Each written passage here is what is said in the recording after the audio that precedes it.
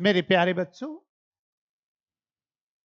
Practice लगातार percentage की हम लोग कर रहे हैं। रोज क्वेश्चंस की प्रैक्टिस पर वीडियो मैं आपको प्रस्तुत कर रहा हूं। मेरे साथ रोज प्रैक्टिस करें, लगातार प्रैक्टिस करें। ये एक ऑफलाइन क्लास है जो ऑनलाइन मोड में आपको दिया जा रहा है। सिस्टम से प्रस्तुतिकरण है। अगर आप डे फर्स्ट से किसी भी टॉपिक को पकड़ेंगे तो सारी चीजें क्लियर होती जाएंगी। एक एक क्रिस्टल क्लियर परसेंटेज का आपके माइंड में सेट कर जाएगा। तो जब भी स्टार्ट करें परसेंटेज को तो डे फर्स्ट से शुरू करें और एक एक करके क्रमबद्ध तरीके से एक एक वीडियो की समीक्षा करें। जब भी पढ़े कॉपी कलम लेके पढ़े, क्वेश्चन नोट करते जाए, एक्सप्लेनेशन नोट करते जाए ताकि उसकी प्रॉपर प्रैक्टिस आप कर पाए। तो आइए आज पुनः कुछ नए प्रश्नों को लेकर मैं उपस्थित हुआ हूं, हम लोग उसकी प्रैक्टिस करें। एक परीक्षा में 52% छात्र हिंदी में फेल हुआ और 42% अंग्रेजी में फेल हुआ। यदि 17% दोनों में फेल हुआ तो दोनों विषयों में उत्तीर्ण यानी पास होने वाले की संख्या कितनी है? आओ ध्यान। इस गोला में जो बसेगा वो फेल करेगा हिंदी में। यहां भी रहेगा तो हिंदी में, हिंदी में, हिंदी में, सब हिंदी में, जो रहेगा इसमें हिंदी में फेल कर जाएगा। क्योंकि डाटा फेल का है तो मैं फेल का ही बना रहा हूं।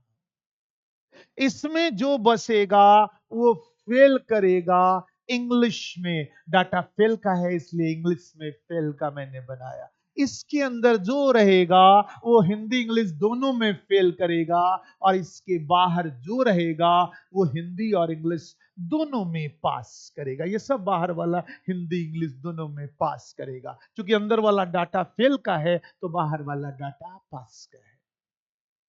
52% अंग हिंदी में फेल है। हिंदी का मतलब ये सेक्शन नहीं, पूरा गोला है, इसलिए इसको बाहर लिखेंगे। मैं पहले भी ऐसे प्रश्नों की प्रैक्टिस करा चुका हूं पिछले वीडियोस में। 42% अंग्रेजी में फेल हुए तो टोटल ये संख्या अंग्रेजी है, ये 42% है, हमने इसे लिख दिया। 17% दोनों में फेल हुए। ध्यान देना, ये जो बीच वाला है वो 17% है। ये टोटल पूरा का पूरा हमेशा 100% होता है। अब ध्यान लगाएंगे, ये समूचा है पूरा का पूरा 42% है। अगर इतने दूर में 17% हो गया तो ये सेक्शन कितना होगा? तो 52 में हम लोग 17 को माइनस कर देंगे और 52 में से 17 को माइनस करेंगे तो ये आएगा 35।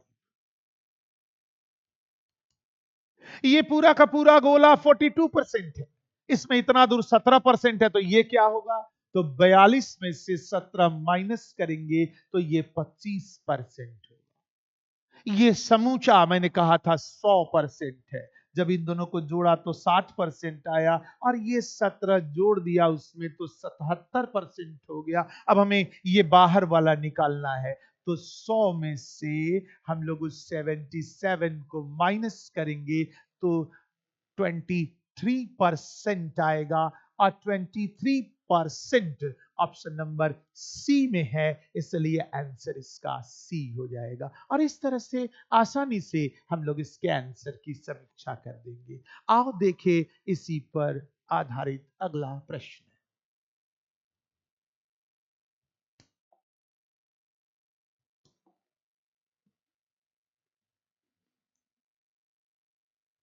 एक गांव में 60% परिवारों के पास गाय है, 30% परिवारों के पास भैंस है, 15% परिवारों के पास गाय और भैंस दोनों है। गांव की कुल जनसंख्या कुल 96 फैमिली है। ऐसे कितने परिवार हैं जिनके पास न तो गाय है ना भैंस?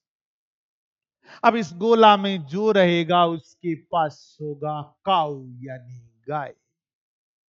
इसमें जो रहेगा उसके पास होगा भैंस यानी बुफैल। इसमें जो रहेगा उसके पास ना तो काऊ होगा, ना बुफेलो, ना गाय, ना भैंस। 60% परिवारों के पास गाय है, तो ये पूरा गोला टोटल 60%। 30% परिवारों के पास भैंस है, तो ये पूरा का पूरा गोला 30%। 15% के पास गाय और भैंस दोनों है, तो ये 15% हो गया। ये पूरा आपको पता है 100% होता है। आओ अब जरा सा डाटा क्लियर करें। ये पूरा है 60, ये 15 है, तो ये 45 होगा, तब ना दोनों मिलके पूरा गोला 60 हो जाएगा। ये पूरा गोला है 30, ये 15, तब नहीं ये 15% होगा, तो दोनों मिलकर के ये 30% हो जाएगा। ये समूचा है 100%। इन दोनों को जोड़ेंगे तो 60, 15, 75, तो ये 25% होगा, तब ना सब मिला के 100% होगा।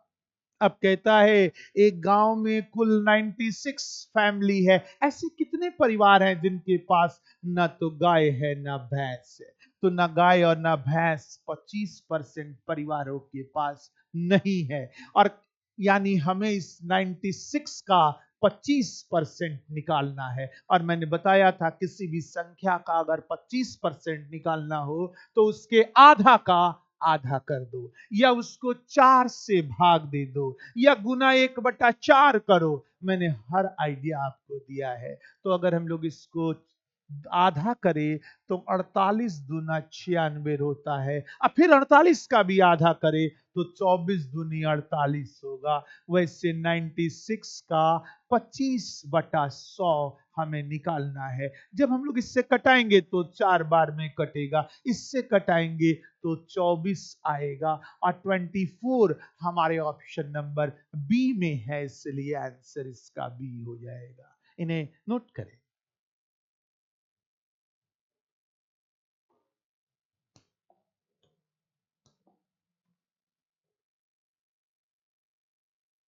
एक परीक्षा में उत्तीर्ण होने के लिए छात्र को 36% अंक प्राप्त करने की आवश्यकता है।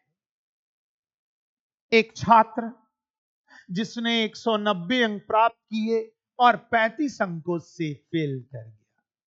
अब देखो, वो छात्र यहां आएगा तो 0% और यहां आएगा तो 100%। अब यहां पर उसको चाहिए पास मार्क्स।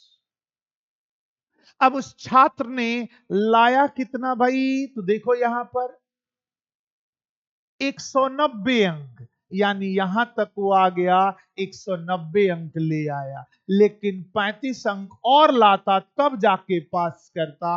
पास से वो 35 नीचे रह गया, और पास का परसेंट यहां दिया हुआ है 36%।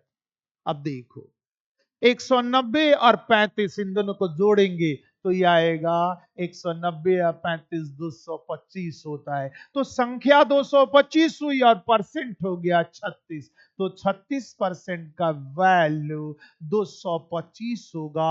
और कहता है कि उस परीक्षा के कुल अंक हमेशा 100% होता है, तो 100% का वैल्यू x होगा। अगर हम 9 से डिवाइड करें तो 9 चौके 36, इसको 9 से डिवाइड करें तो 25 बार में कट जाएगा। 4 से इसको डिवाइड करें तो 25 बार में होगा। अब 25 को 25 से मल्टीप्लाई करेंगे तो x का वैल्यू 625 होगा। ऐसा हमारे ऑप्शन नंबर ए में है, सो आंसर इसका ए हो जाएगा। ये कॉन्सेप्ट जरूर दिमाग में बनना चाहिए। ऑब्जर्वेशन क्लियर होगा तो जोड़ घटाव गुना भाग सजाएंगे और हम लोग आंसर निकाल देंगे। मुख्य ऑब्जर्वेशन पर फोकस करो।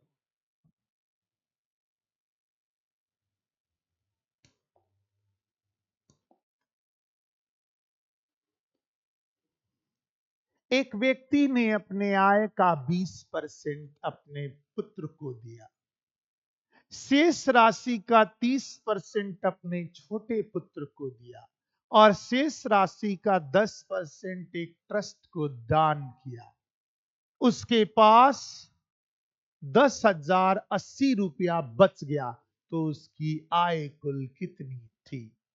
देखो, ये बच गया, तो हमें फोकस करना है जो बच गया उस पर, जो खर्च किया उस पर नहीं, जो बच गया, बचा है उस पर हमें फोकस करना है। मान लो उस व्यक्ति की आय है एक्स, उसने 20% अपने बड़े बेटे को दे दिया। 20% दे दिया तो देने, खर्च से हमें मतलब नहीं, हमें तो बचत से मतलब है। तो खर्च हटाओ, 20% बच गया 80%। तो 80/100, 80/100 अगर आप प्रैक्टिस में हो तो 80/100 निश्चित रूप से नहीं लिखोगे, मन में ही कटा लोगे। 20 चौके 80 और 20 पचे 100, तो तुम इसको लिखोगे 4/5 गुना। 30% अपने छोटे पुत्र को दे दिया। अब 30% तो दे दिया, हमें खर्च से मतलब नहीं, जो बच गया उससे मतलब है। तो 100 में 30 दे दिया तो बच गया 70। 70/100 लिखना है, लेकिन मन में कटा लो, 0 0 कट जाएगा, तो यहां 7/10 बच जाएगा गुना। 10% एक ट्रस्ट को दान में दिया। अब दान में 10% दे दिया, उसको छोड़ो, बचाया कितना? तो 90%। 90/100 को मन में कटाएंगे तो 9/10 होगा, और उसके पास राशि बच के आ गई 10,080 रुपया। तो कहता है उसकी आय कुल कितनी थी? अब आओ सोच, ये कटा दिया 2 से, और ये हो गया यहां 5। 5 दूनी 10, 2 दूनी 4। अब देखिए जरा सा, कुछ कटने वाला हो तो कटाओ।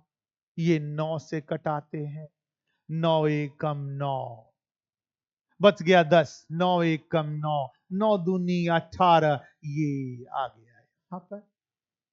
अगर हम लोग इसको 2 से डिवाइड करें, बोलो तुम ही लोग, 5 दूनी 10, 6 दूनी 12, और ये 560 आ गया। इसको 7 से डिवाइड करे, करो डिवाइड, 7 8 56, 80 आ गया।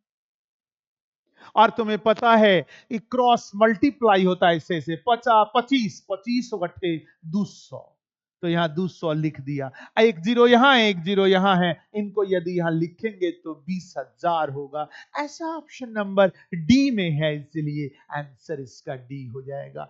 वस्तु स्थिति को समझना है और उसके हिसाब से अपनी मैथमेटिक्स को सजा लेना। नोट करें इसे।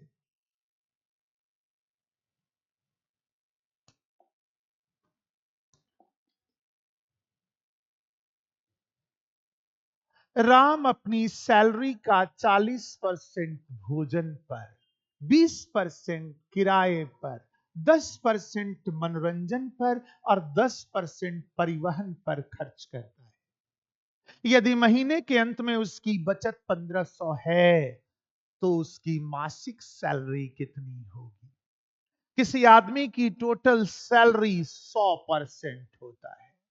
अब इसमें वो खर्च करता है 40% भोजन पर, प्लस 20% किराया पर, 10% मनोरंजन पर और 10% परिवहन पर।